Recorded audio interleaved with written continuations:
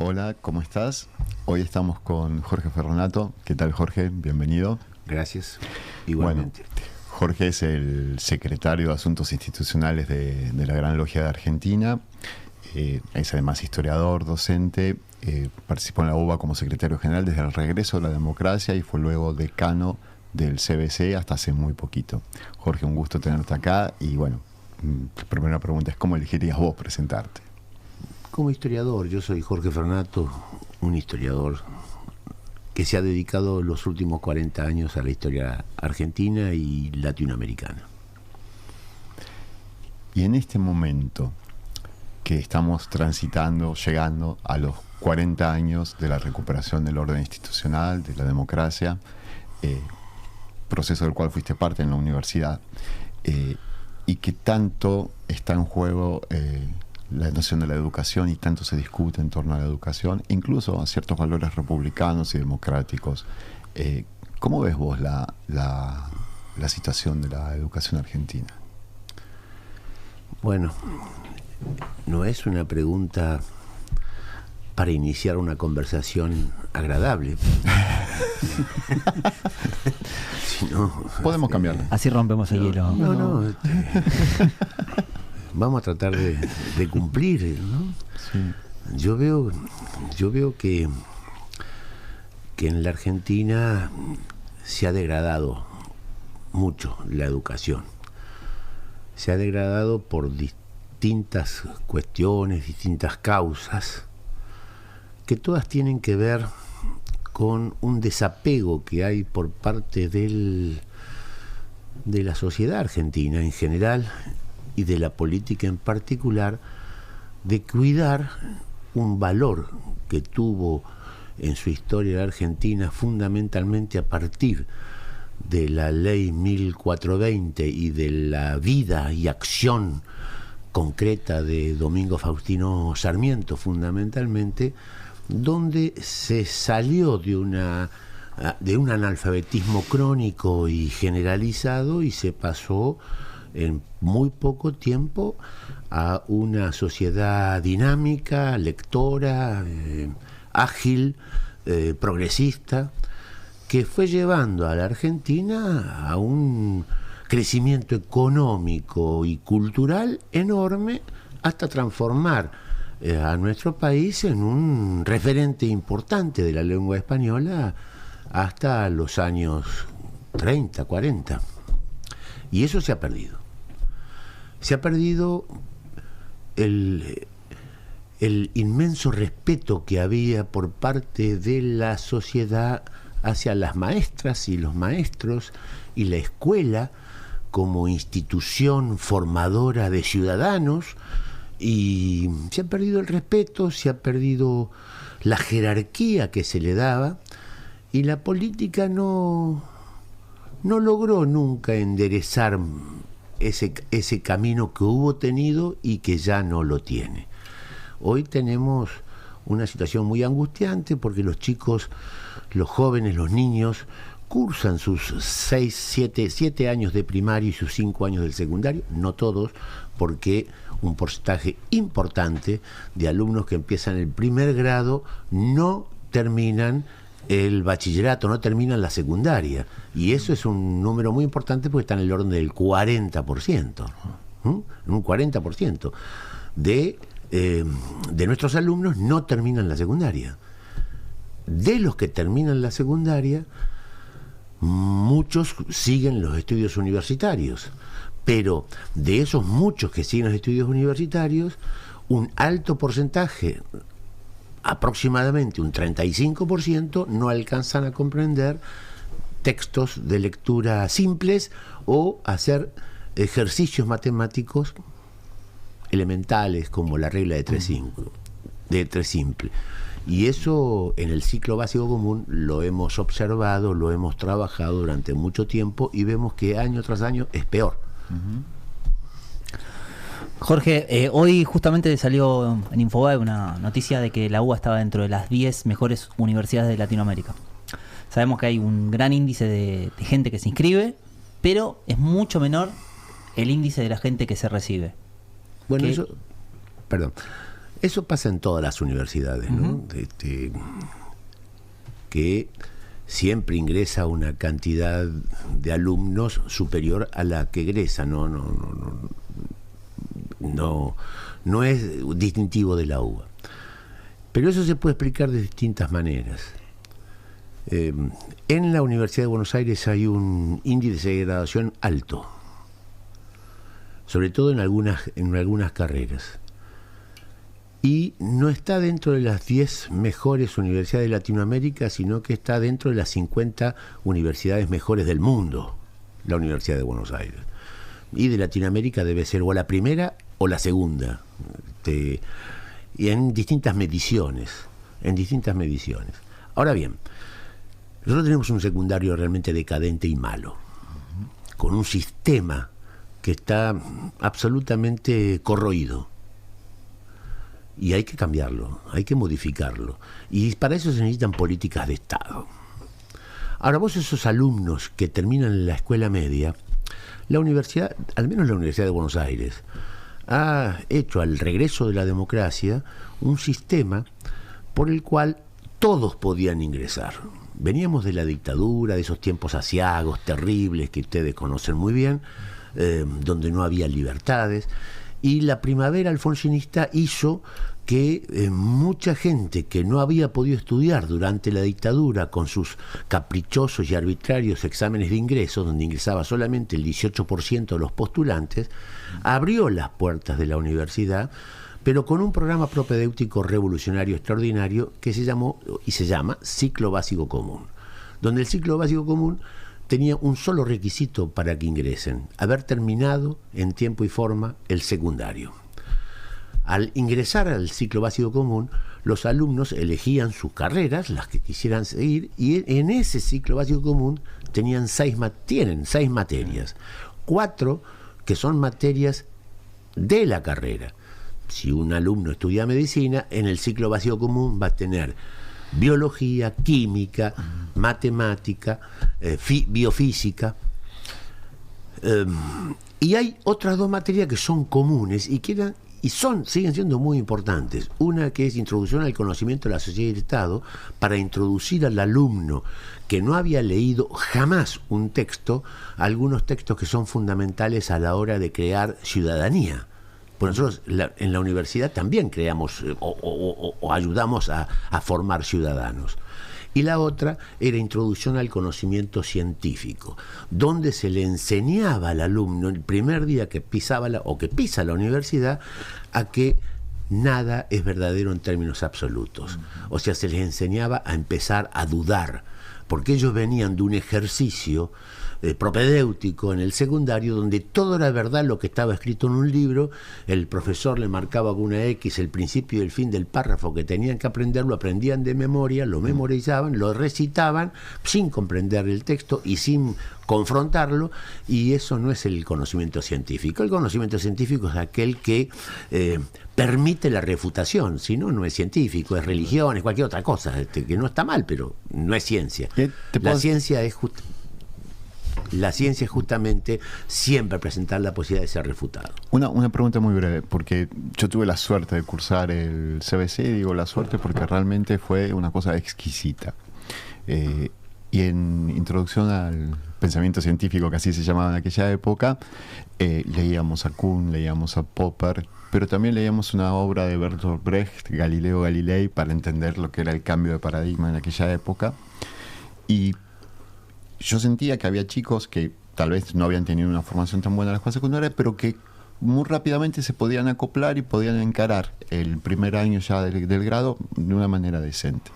Después, mucho después, me ha tocado dar clases, te digo ya con graduados, estoy hablando de médicos graduados, que no tenían ni noción de quién era Kuhn. ¿Pasó esto también en el CBC? O sea, ¿el CBC tiene ahora dificultad en acoplar a lo que viene del colegio secundario?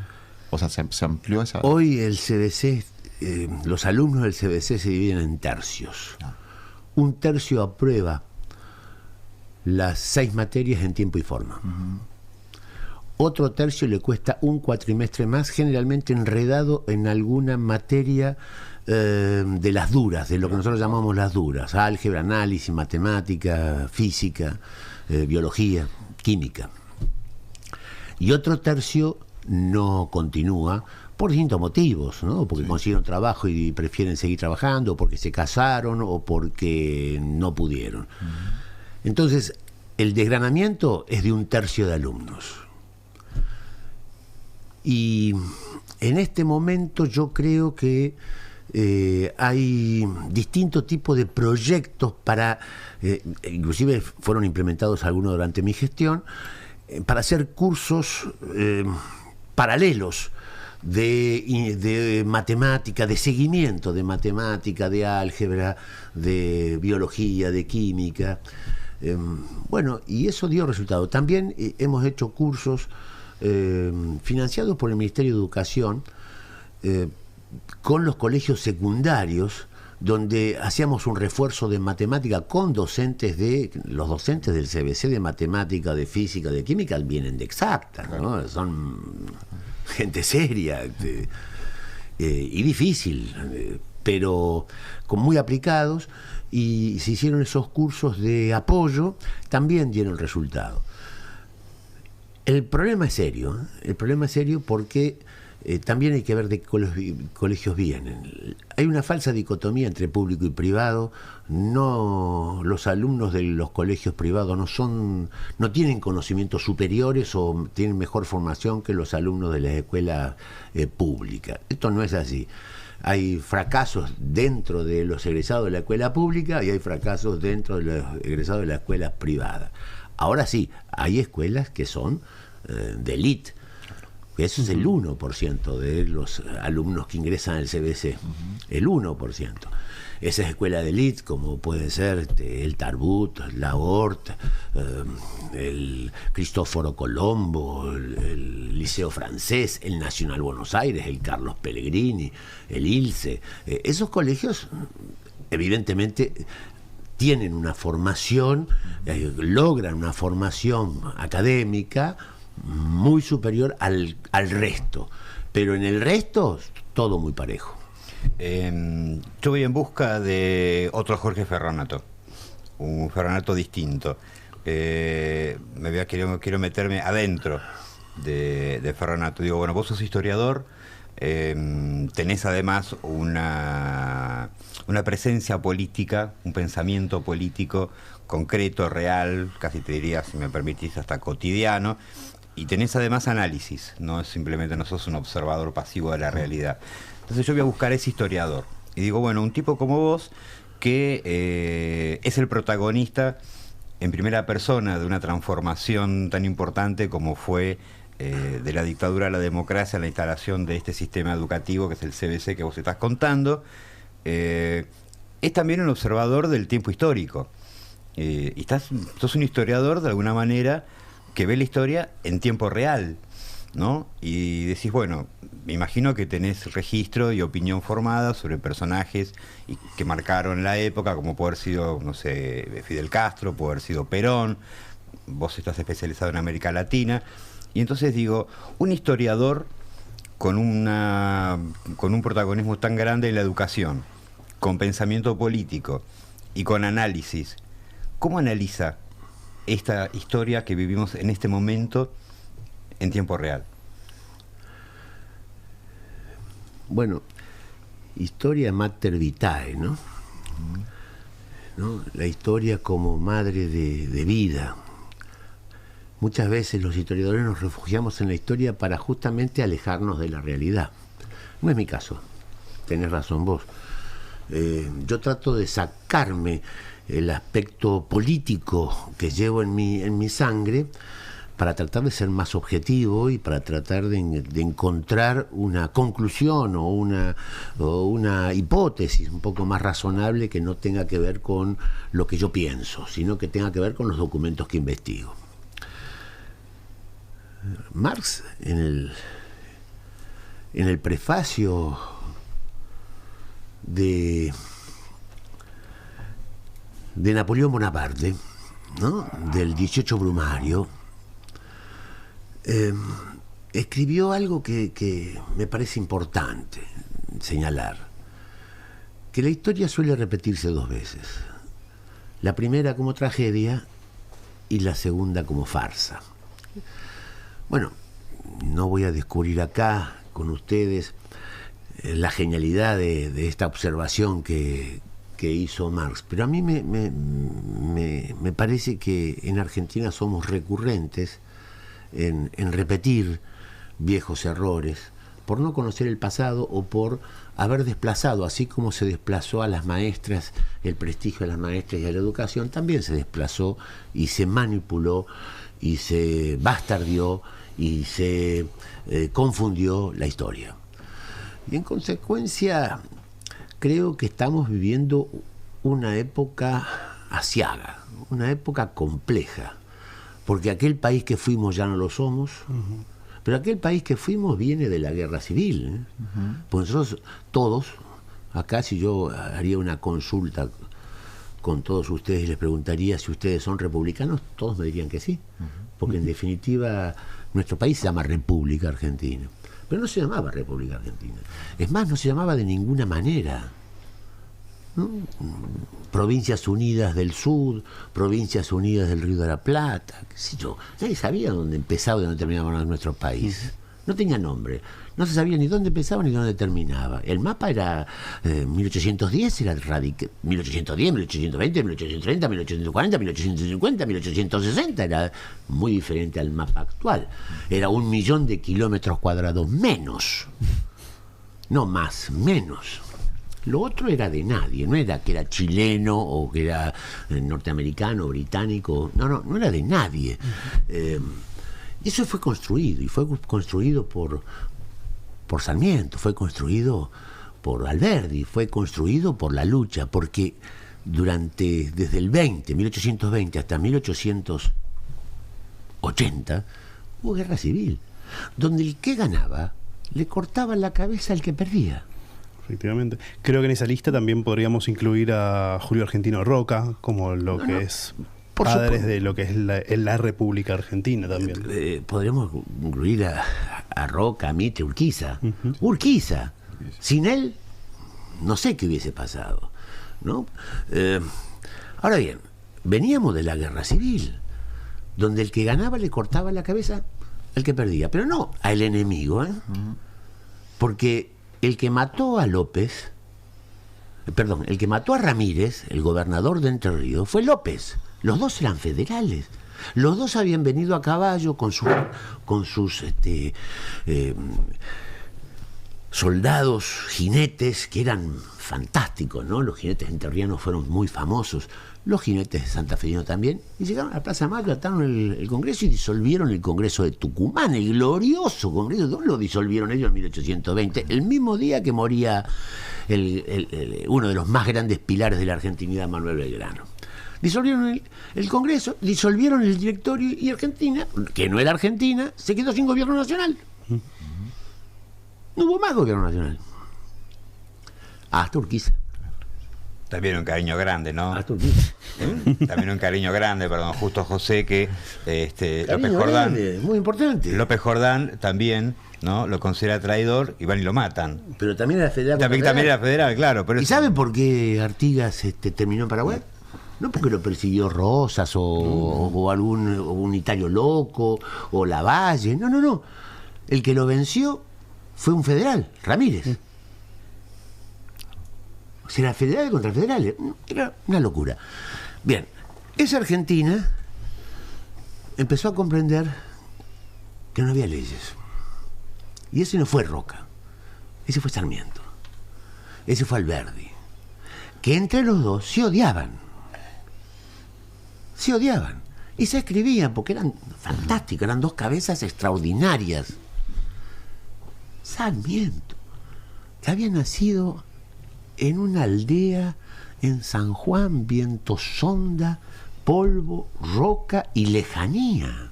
El padre sargento de San Martín se iba y pasaban 5 años sin que... Y la madre trabajando, tratando de sacar la familia adelante. Sarmiento en patas, no tenía zapatos. Autodidacta. fue presidente de la Argentina. Fue presidente de la Argentina. Es un país extraordinario. Sarmiento luchó toda su vida por la República y logró avanzar. No era de la élite Sarmiento, no era de la oligarquía terrateniente y vacuna, no era un hombre de... Es más, era odiado por las élites. Bueno, San Martín tampoco, ¿no? Fue resistido incluso por la familia de la esposa, que decía, ese morocho, bruto, soldadote que habla con acento español. Es totalmente así. Y un correntino del no interior. No hablaba con acento español, hablaba con acento andaluz, que es bastante más cruel a los oídos de un criollo de buena familia. Ahora, te pongo un punto y coma en este relato y digo lo siguiente. Estamos haciendo brotar al Ferronato historiador. Me parece el más... Porque quiero zafar de la política. Sí, no, claro, no, pero todo esto de arriba no se la lleva nadie, vos sabés cómo es esto. Digo, siguiendo con esta indagación, el siglo XX probablemente muchos analistas lo consideran el siglo más corto de la historia, por la revolución que significó probablemente lo digital y la tecnología, el siglo de las dos guerras mundiales más contemporáneas, bueno, en fin, el siglo más corto para algunos. Estamos en el siglo XXI, que parecía una cosa inalcanzable, y casi nos hemos comido un cuarto del siglo XXI, ¿no? Estamos en el año 2023. Y ¿cómo es para un historiador atravesar ya así cómodamente, porque ya no estamos en los albores, el siglo XXI? ¿Cómo te imaginás que va a ser registrado, ¿no? Un ejercicio contrafáctico. Sos un historiador del año 2080, decís, bueno, la expectativa del nuevo milenio, y todo lo que pasó. Bueno, acá estamos. Escribime esa historia. Me encanta tu análisis, tu pregunta. No es una pregunta, una descripción. Me encanta. Lo primero que decirte es cómo recordaría un historiador dentro de 500 años del siglo XX. No lo va a recordar por la penicilina ni por la aviónica, lo va a recordar por el Holocausto. Siglo XX, el Holocausto. La cosa más atroz sucedida en la historia de la humanidad. Siglo XX, siglo donde nacimos todos nosotros. Sí, sí. Bueno, así va a ser recordado. Va a ser recordado por la bomba atómica, las dos bombas atómicas, Hiroshima y Nagasaki. Y no mucho más. Y a lo mejor por Churchill, porque tomaba whisky y era un genio. Siglo XXI es un siglo que ya, como bien dijiste vos, ya pasó un cuarto. Ustedes son jóvenes. Yo, bueno, no nos apuremos. Yo que tengo 70 años, yo nunca pensé que iba a vivir en el 2023. Yo pensaba cuando era niño o joven en el 2000, no el 2023, en el 2000. Me parecía que era una cosa... No tenía sentido. De ciencia ficción. Pero no existía ni internet, ni telefónica celular, ni telefonía celular, ni toda esta parafernalia tecnocientífica que nos ha invadido, que nos ha ayudado mucho, pero nos contamina el alma también, porque hay mucha cosa que dando vuelta, hay mucha chatarra dando vuelta en las ultras tecnologías. Ahora bien, voy a tu pregunta. ¿Cómo va a ser recordado el siglo, este primer cuarto de siglo? Una pequeña corrección. Me interesó mucho tu presentación del siglo corto. Eso fue Hobsbawm. Sí. Eso fue Hobsbawm. Que no lo da por finalizado solamente antes por las tecnologías, sino por un hecho político de trascendencia mundial, que fue el derrumbe del muro de Berlín y la disolución de la Unión Soviética. Al final del siglo XX, el país más poderoso de la Tierra, con 5.000 ojivas nucleares y con alta tecnología, se autodisolvió. Una cosa. Y ahí se terminó el siglo XX, como producto de la globalización, las nuevas tecnologías. Pero el siglo XX no solamente terminó antes, sino que empezó después, porque Hobsbawm dice que hasta la Primera Guerra, la Primera Guerra eran conflictos del siglo X, de la lógica del siglo XIX. Entonces, un siglo corto, tenés razón vos. Yo no puedo predecir el futuro. Yo puedo hablar como historiador, cómo pensaría un historiador en estos 23 años que pasaron.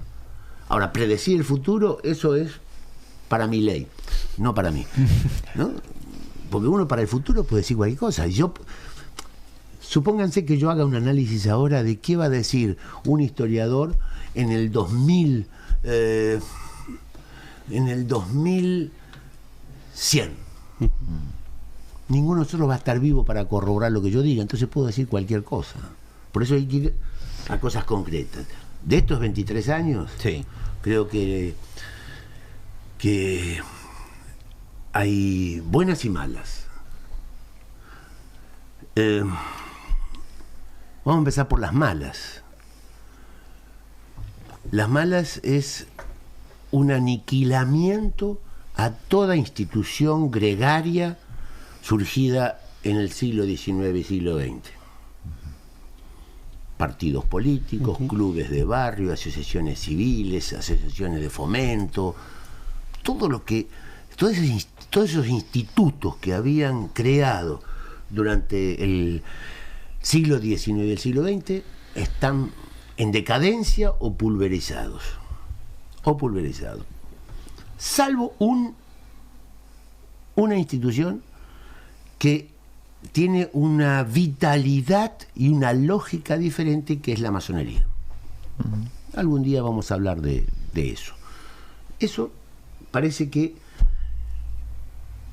tiene una reválida, que tiene una vuelta. Y hemos observado con franca alegría que en los últimos 10, 12 años la masonería ha renacido con una juventud vigorosa, comprometida, profundamente republicana, profundamente liberal en el sentido filosófico del concepto y no en el sentido de la falsa economía neoliberal, sino en el sentido filosófico, en el sentido de la libertad, la fraternidad, ¿no? Que tan cara es a nuestros sentimientos. La masonería sí, yo creo que ha renacido. Entonces, yo veo que en estos 23 años hay algunos problemas muy severos que se agravan. El problema de la inmigración forzada, el problema que hay de guerra, ¿no? No solamente de guerra que es notable en estos últimos tiempos entre Rusia y Ucrania, que es un viejo conflicto que tiene 500 años, no nació ayer ese problema, ¿no? Sino que se agrava,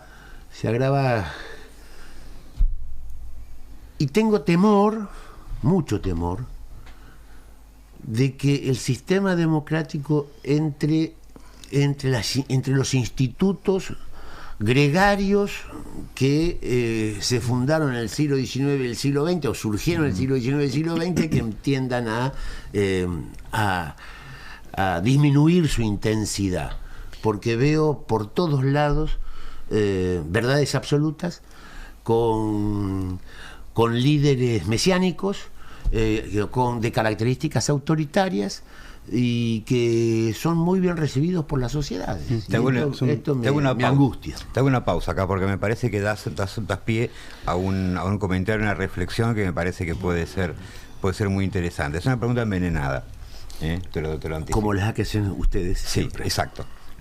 Para que tenés que degustar el menú completo. Es como dice Borges, ese plural es bien singular. No me hago la democracia republicana y representativa, como la conocemos nosotros hoy, es un dispositivo de organización social, te diría, si me apuras, del siglo XVIII. O si querés, por ser vos te lo dejo del siglo XIX, pero es la última oferta. ¿No? Donde, bueno, se establece la división de poderes, la gente vota, todos somos iguales, aunque no lo somos, pero el voto vale uno, el presidente del republicano, bueno, te voy a explicar cómo es la república. Pero, en tanto tecnología social, ¿sí?, como procedimiento para organizar una sociedad, yo lo llamo tecnología social, ¿sí?, como mecánica que garantice derechos y convivencias, es una forma que tiene 200 años. Y en esos 200 años pasaron muchas cosas. Entonces yo me pregunto, te pregunto, nos pregunto, esta crisis que vos estás planteando, ¿no tiene que ver un poco con que como sistema es anacrónico y hace falta una nueva manera de organización de las sociedades? Sale piña para Diego Berman. Lo estás acusando. Que conteste Ferronato, a ver. Yo hoy mencioné, Si no, me trae un cocinero. hoy mencioné a Churchill Sí. en una forma jocosa, diciendo que va a ser recordado porque tomaba whisky. En realidad va a ser recordado por algunas otras cosas, ¿no? Y él decía que el sistema democrático era el peor de los sistemas de gobierno, después de todo lo demás, que eran peores. Yo creo en esa observación de este genio del siglo XX, que era representante de una sociedad que lo castigó porque consideró que él era el líder para ganar la guerra. Pero cuando hubo elecciones, luego no lo votó, porque si servía para ganar la guerra, no servía para la paz. Esas cosas también vale la pena analizarlas. A mí me parece súper interesante una cuestión, que es la cuestión de las comunidades que se disgregan, ¿no? Del sentido comunitario que se fragilice, que yo creo que tiene que ver también con la emergencia de las redes sociales, de la velocidad en la comunicación, entre otras cosas. Pero vos dijiste, la masonería es algo que permanece y que se renueva, tiene esta capacidad de renovarse. Y estamos en un año que para los masones es especial, casi como para todos como argentinos, los 40 años de democracia especiales, para nosotros es el año en el que conmemoramos a un masón, a Joaquín B. González, un liberal, en el sentido del que estamos hablando, un progresista, un tipo que se involucró muchísimo en estos debates y que, sin embargo, no sé si vos estás de acuerdo con esto, ha quedado un poco opacado en nuestra historia, en nuestra tradición cultural. Y para que la historia no se repita como farsa, la masonería está dando los pasos, en tu opinión, de llevar a la comunidad la discusión de esos valores masónicos que podríamos decir son innegociables para nuestra tradición. Por ejemplo, en el caso de Joaquín B. González. En primer lugar, la masonería tiene hermanos masones como vos que se dedican a pensar. Se dedican todo el día a pensar. Diego no tiene esa idea de mí. No, obvio. Diego es un fenómeno. Bueno, eso puede ser a favor o en contra, ¿no? No, es a favor. Gracias. A favor tiene lectura, tiene militancia, tiene conocimientos y maneja muy bien la ironía y en forma elegante. Y en forma elegante. Ahora bien, cuando uno encuentra jóvenes talentosos que dedican su tiempo a pensar, a leer y a traducir lo que leen y a transmitir esa traducción en forma propedéutica, razonable, es un punto muy importante que es necesario rescatar, ayudar, auxiliar y poner en valor, porque es muy rica la historia de la masonería mundial, aunque me aburre un poco. Es mucho más rica la historia de la masonería argentina, porque es la que construyó la República Argentina. Cuando uno yo soy hincha de San Lorenzo, pero cuando uno es hincha de River tiene que saber que el club River Plate fue formado por la masonería. Cuando uno es tuerca y le gustan las carreras de turismo carretera, tiene que saber que el Automóvil Club Argentino fue formado por la masonería. Cuando uno le gusta comer bien en un restaurante tradicional y va al Club del Progreso, tiene que saber que ese club fue formado por la masonería.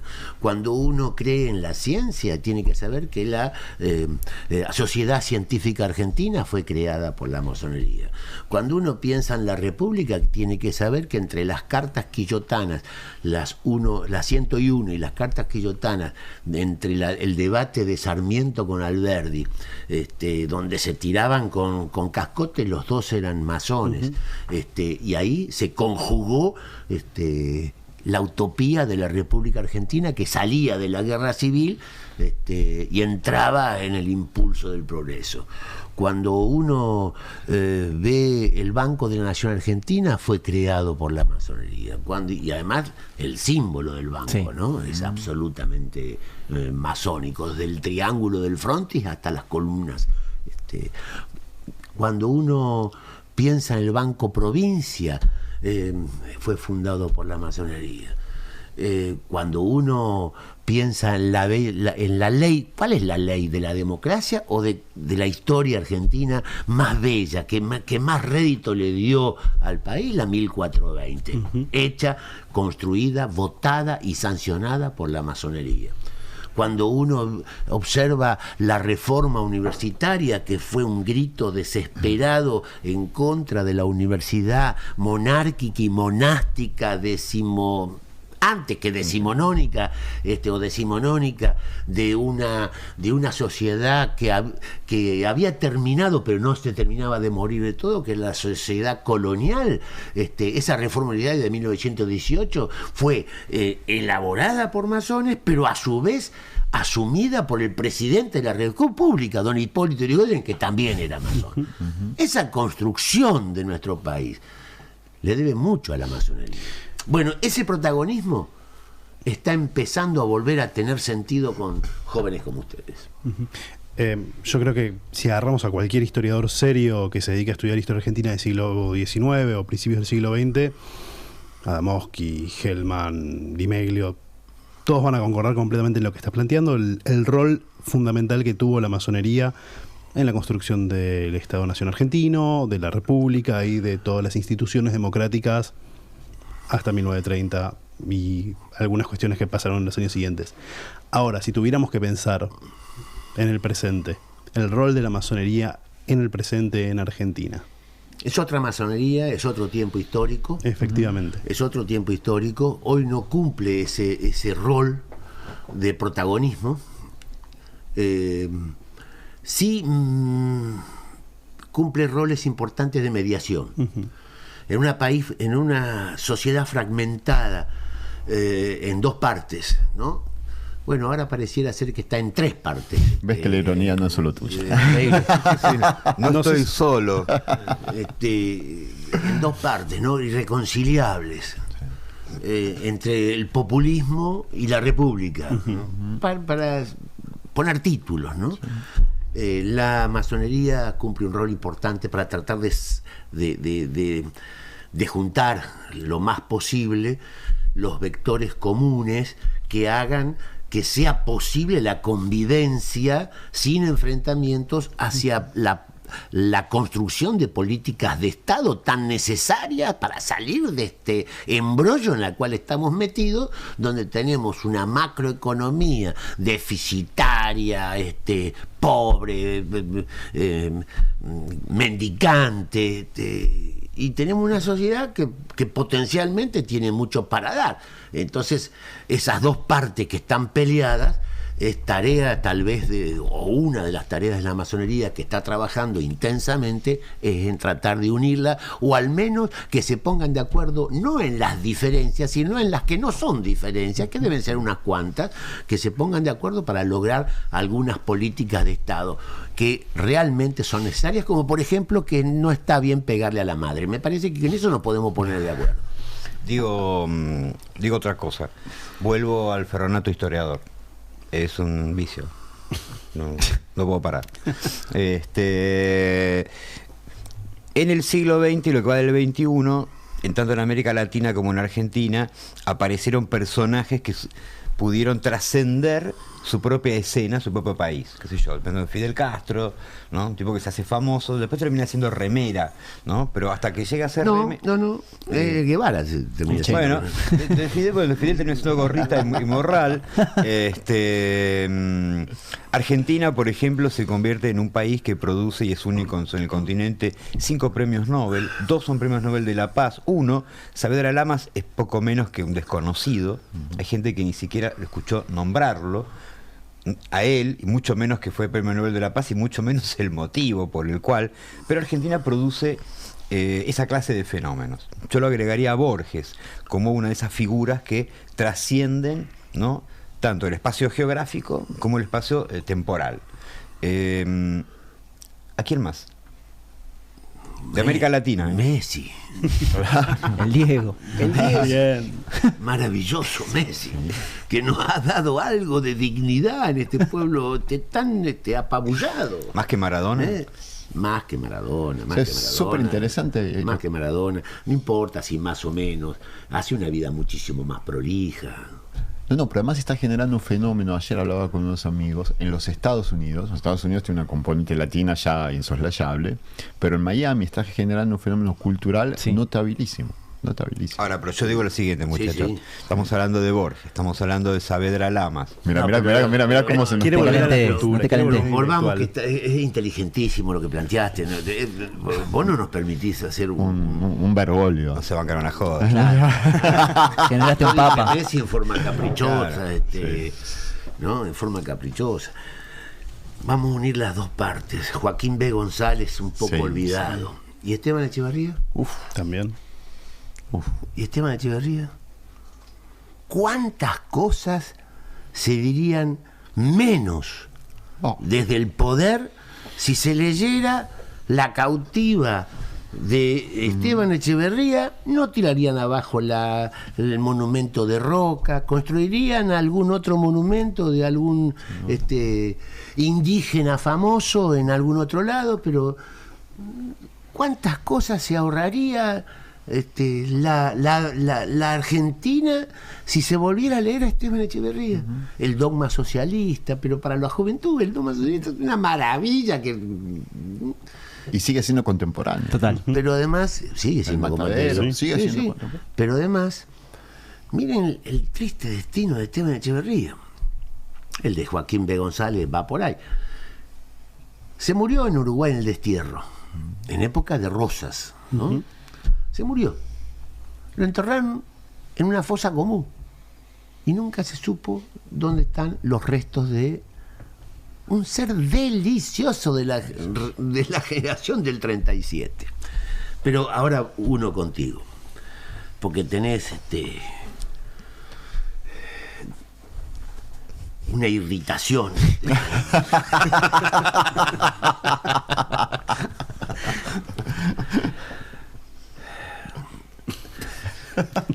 Estoy seguro que los chicos del primario saben quién fue, más o menos, ¿no? Cornelio Saavedra. Pero no saben quién fue su descendiente, Saavedra Lamas.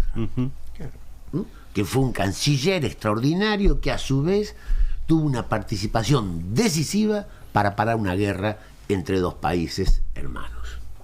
Y se ganó el Premio Nobel de la Paz. Y es cierto que no lo sabe nadie quién es.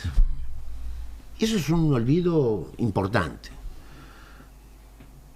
Eso es un olvido importante. Pero hay otro personaje interesante, un físico, que no fue premio Nobel. Genio. Un físico que, aburrido de la física y de la matemática, que aburrido de la geometría, con una formación muy fuerte y científica, se tuvo que refugiar en la filosofía y en la literatura, y estoy hablando del gran Ernesto Sábato. No hay otro argentino en estos tiempos que se le asemeje. Un hombre ética y moralmente intachable. Un poco deprimido, porque la realidad lo llevaba a estar deprimido, pero un hombre notable. Notable. Él escribió, fue el que presidió la CONADEP. Así es. Y él fue el que redactó el preámbulo del Nunca Más. La Argentina, que pasó esa tragedia, compró un relato y permitió que se modificara el texto del Nunca Más y se cambiara el preámbulo. Sí, fue una adulteración. Una forma de llamar, o una falsificación. Pero a mí no me llama la atención que desde el poder se haga eso. Lo que me llama la atención es que de la sociedad se le permita. Ernesto Sábato. ¿Quién puede corregir a Ernesto Sábato? ¿Quién tiene el derecho de corregir o de cambiar una coma de lo que escribía Ernesto Sábato? Y así estamos. Bueno, vos decías que la República nace en el siglo XVII. Yo desde ya te doy la razón. El pensamiento del iluminismo francés y luego de esos filósofos superdotados de mediados del siglo XVIII, de 1750, mientras que los ingleses estaban haciendo las máquinas de gas y de vapor y empezaban a pensar en los rieles ferroviarios que después los llevaron a ser la primera potencia marítima del mundo. Bueno, los franceses siempre fueron más profundos, si me permiten el término, y se dedicaban a reflexionar en contra del poder absoluto. Estaban hartos del poder absoluto de los reyes y de las monarquías absolutas. Entonces surgió un Juan Jacobo Rousseau. Juan Jacobo Rousseau, 1760, ¿sí? Dijo: señores, no es verdad los que hace 1000 años nos vienen diciendo. No es cierto que la soberanía viene de arriba hacia abajo, que Dios otorga la soberanía al monarca y esto es hereditario, y aunque tenga un hijo pelotudo, va a ser monarca igual porque lo dice Dios. Esto no es cierto. Es exactamente al revés. La soberanía sale del llano, sale del pueblo llano. Él es el que le otorga soberanía al soberano, al gobernante. Primer concepto de donde se está cambiando la forma de ver. Un vecino de él, aunque no se llevaban muy bien, Charles de Secondat, barón de Montesquieu, obsesionado con el poder absoluto de los monarcas absolutos, el poder en una sola mano o en un pequeñísimo grupo con todos los privilegios, dueños y señores de la vida de todos. Obsesionado, va a decir que hay que dividir el poder. Todo lo contrario a lo que se piensa muchas veces hoy, que hay que concentrar el poder porque si no, no se puede. Montesquieu va a decir que hay que dividir el poder. Que el poder absoluto genera corrupción absoluta, como decían Lord Acton, ¿no? Todo poder corrompe y el poder absoluto corrompe absolutamente. Bueno, esto lo pensó antes Montesquieu. Lord Acton es un poquito posterior.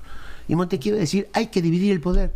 Y fue el espíritu de las leyes, su trabajo, no su trabajo mejor o fundamental, porque hizo otras cosas muy importantes Montesquieu, escribió otras cosas muy importantes, pero en ese trabajo del espíritu de las leyes va a dividir el poder en tres y va a crear el sistema republicano. Entre uno y otro, en 10 años, en una década, le pegaron un tiro de gracia a 1000 años de poder absoluto, formando una nueva forma de organización social y política, que era la República Democrática, que se va a consolidar por primera vez en 1776, luego de la guerra por la independencia norteamericana, entre las 13 colonias americanas, que es el primer país democrático, entre comillas, había esclavitud, que si todo eso no vamos a discutirlo. ¿Qué es la democracia? Eso llevaría una pregunta para 3 horas más. Sí, claro. Podríamos hacerlo otro día, pero el pueblo llano, ¿qué es? ¿Y qué es el pueblo también? Bueno, si nos preguntamos qué es la democracia, nos preguntamos qué es el pueblo. No nos vamos más. Sería maravilloso. ¿Qué es el pueblo? Sobre todo pensando en, qué sé yo, en el cordón, el segundo cordón de Buenos Aires, ¿no? Donde está todo tan masificado, tan triste, ¿no? Tan embarrado, tan pobre, ¿no? Como un amigo mío, un gran historiador llamado Jorge Luis Osona, que habla del pobrismo. Osona. Es un grosso. Sí. Habla del pobrismo, No creo que inventó la palabra él. ¿Así que sos amigo de Osona? Muy amigo. Es muy importante eso. Para él sí. Pero sí, es muy importante. Somos muy, muy amigos. Yo dirijo un instituto de formación académica para jóvenes que se llama Instituto Democracia, de la Fundación Gabriela González Gas, y Osona es mi secretario académico. Yo ya tuve la suerte de hablar un par de veces con Osona eso. Tráiganlo acá, van a venir. Tengo una mala noticia. No queda mucho tiempo. Ah, bueno. Yo quisiera hacerle por mi parte una pregunta. Si ustedes tienen más preguntas, seguimos, por supuesto. Rara. Categoría de la pregunta, rara. Hablamos de la juventud, hablamos de los jóvenes, hablamos del porvenir, hablamos de la historia, hablamos de un montón de cosas. Y digo, al día de hoy, a diferencia de lo que pasaba incluso cuando yo fui joven, cualquier persona vive 100 años. ¿Sí? Tenés personas de 90 años por ahí deambulando, sin ningún problema, ¿no? Los antibióticos sobran milagros. Se corrió la vejez, está totalmente desplazada. En otra época una persona de 70, de 80 años, por ahí te piensas, ahí es un hombre muy grande. Cualquier persona tiene 80 años, y 90 también. Y 100 también, antes era una excepción. La pregunta que yo me hago es, ¿está bien eso?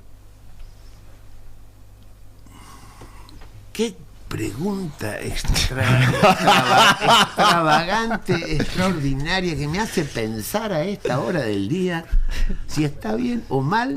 Y encima con 70 años. Y encima con 70 años. Es medio capcioso Casi me siento que me está mandando para el otro lado. Claro. Pero entiendo la pregunta. Tiene consecuencias esas preguntas muy, muy vigentes. Y es porque la vida se alargó, obviamente, ¿no? Se alargó unos 15, 20 años. ¿Eso le quita posibilidades a los jóvenes? Sí. Porque la gente trabaja más tiempo. Se alargó también la vida laboral. Entonces, al no irse los viejos de los lugares que ocupan en las empresas, ¿no? Los jóvenes no entran, porque hace falta una renovación permanente. O sea que no sé si está bien o está mal. Para mí está perfecto. Yo 15 años más compro. Ya está perfecto, obvio. Compro por más que le moleste a uno. Pero en realidad Hacía falta esto, ¿no? Hacía falta. No sé si está bien o está mal. Lo que sí sé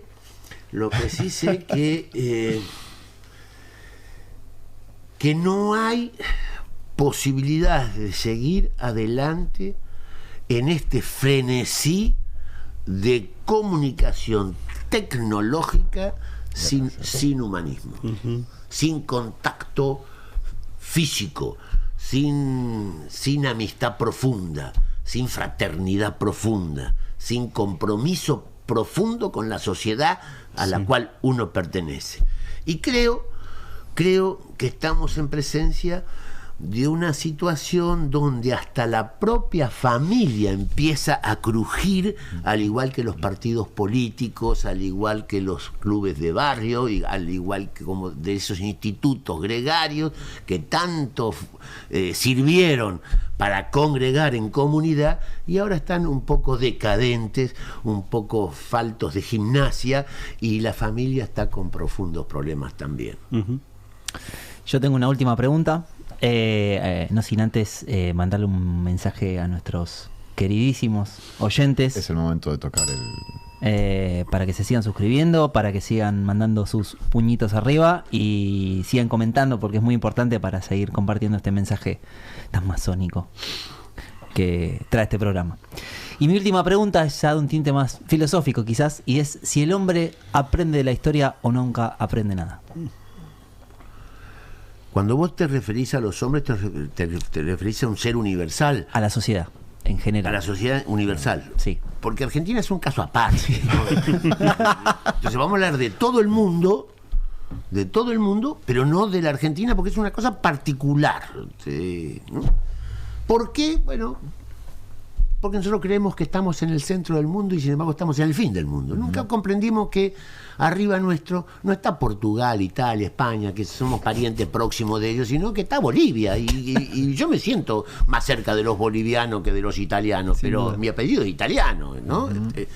Bien. Entonces Argentina está en el fin del mundo. Entonces, como está en el fin del mundo, la podemos poner en penitencia. No hablamos de eso. Vamos a hablar de el ser humano.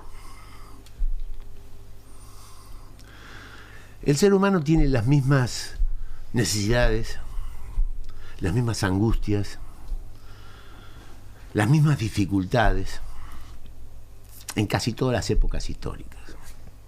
Pero a su vez tiene las mismas miserabilidades en casi todas las épocas históricas.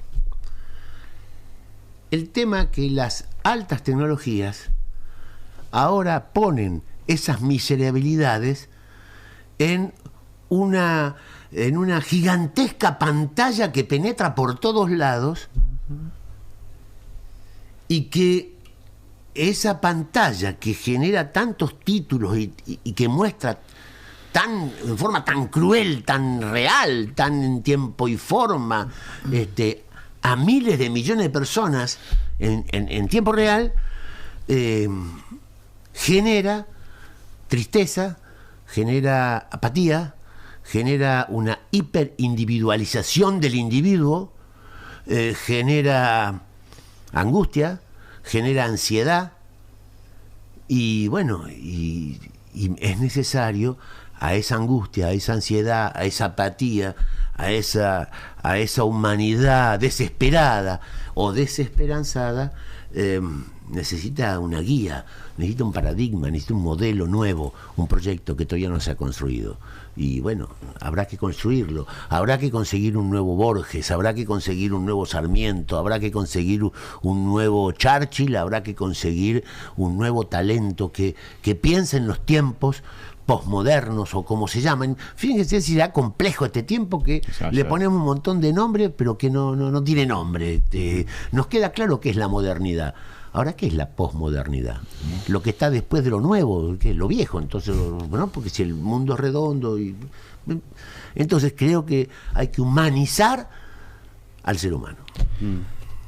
También la mía, la última, que yo a veces siento que a los masones, la masonería, nos pasa un poco lo mismo, que a veces nos enredamos en un vértigo, no apaciguamos las estridencias, estamos como en el frenesí de la noticia, sin distinguir niveles de magnitud, de orden, etcétera. Y creo que hay como una necesidad de parar la pelota un poquito y generar de vuelta esta cultura del sosiego, ¿no? De la escucha, de lo que posibilita el pensamiento. Y la pregunta concreta es esta, porque ya que Diego te quiere desplazar por los 70, la pregunta me viene para el otro lado.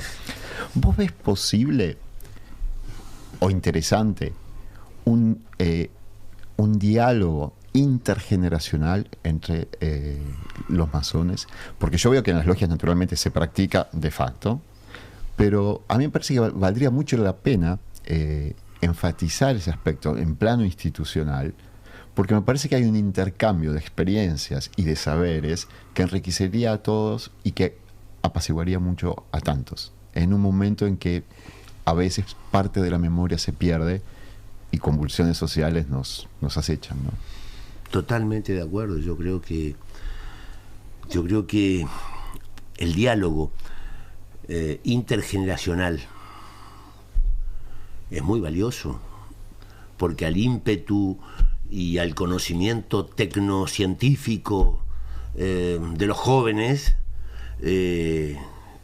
hay que darle elementos de la experiencia y de la historia ya vivida, ¿no? Y ese diálogo en la masonería es muy respetuoso, es una gimnasia respetuosa, es un mecanismo que tiene la masonería para lograr ese acuerdo, ese diálogo, que en otros ámbitos no se da, porque estamos en una ciudad altamente competitiva. Y los viejos molestan porque molestan, o molestamos. No es el caso de usted, el caso mío. me lo marcó muy bien. Sí, sí. Pero Córrase. Pero es verdad, uno luego se aferra a sus nietos, ¿no? Los hijos ya están grandes. Sábato decía algo muy interesante con esto, pero muy interesante con respecto a los nietos, ¿no? Sábato decía que los nietos eran una bendición de Dios. Sábato era ateo, ¿no? Sí. Pero decía que los nietos eran una bendición de Dios,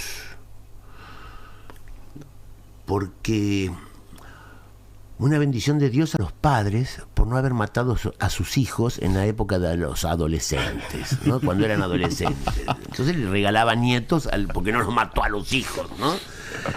Los hijos ya están grandes, entonces la relación entre los más grandes y los nietos es maravillosa, y para la formación del nieto, de ese niño, es insustituible. El abuelo, la abuela, el amor, la confianza que se establece con los abuelos es insustituible. O sea que los viejos todavía formamos parte de una necesidad. Muchísimas gracias, Jorge Ferronato, secretario de Asuntos Institucionales de la Gran Logia de Argentina. Gracias, Jorge, por acompañarnos. Un gusto, un placer.